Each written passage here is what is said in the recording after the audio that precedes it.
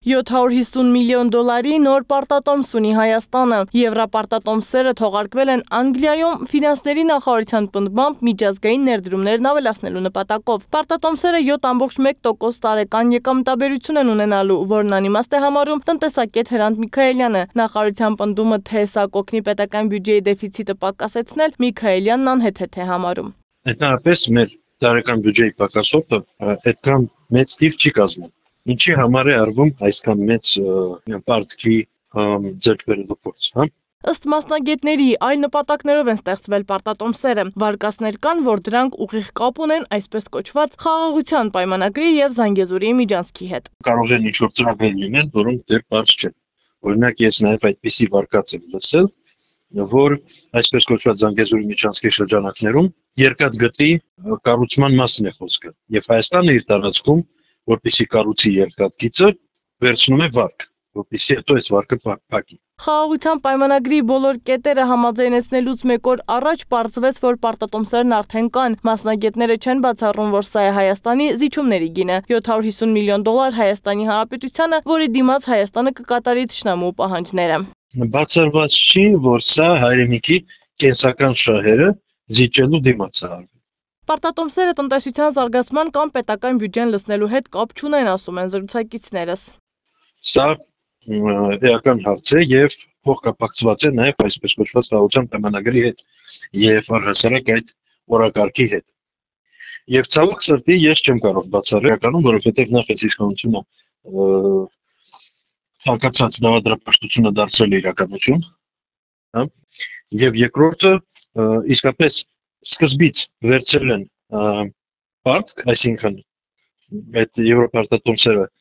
եվրոբոնդերը ոնց որ սկսեցին վաճառել մարտի 5-ից, իսկ դա հրապարակայնացվեց միայն մարտի 11-ին։ Պարտատոմսերի կապը խաղաղության պայմանագրի հետ Ավետիսյանը չի պնդում, բայց տրամաբանական է համարում այդպիսի եզրակացությունները։ Այսինքն այդ ենթադրություններն ունեն որոշակի նաև այսպես հիմքեր մտածելու, որովհետև այս իշխանությունները նախ անվտանգային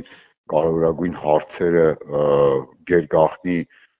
քողի տակ են այսպես կոչված բանակցում եւ դրա արդյունքներն էլ ամեն հաջորդ փուլում շատ ավելի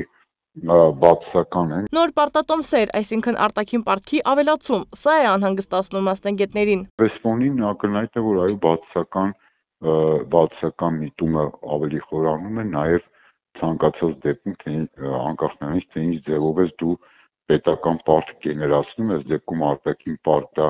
կլինի ուղիղ վարկ վերցնելու ձևով, թե պարտատոմսեր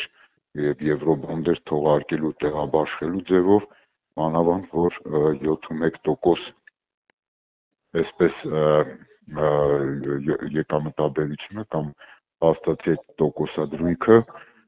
բավականին բարձր տոկոսադրույք է։ Հարցին, թե ինչու է Հայաստանի Հանրապետությունը նորից արտաքին պարտք վերցրել, ուր են գնալու այդ գումարները, ֆինանսների նախարարը պատասխանել է։ 21 թվականին, եթե ես ճիշտ եմ հիշում, այդ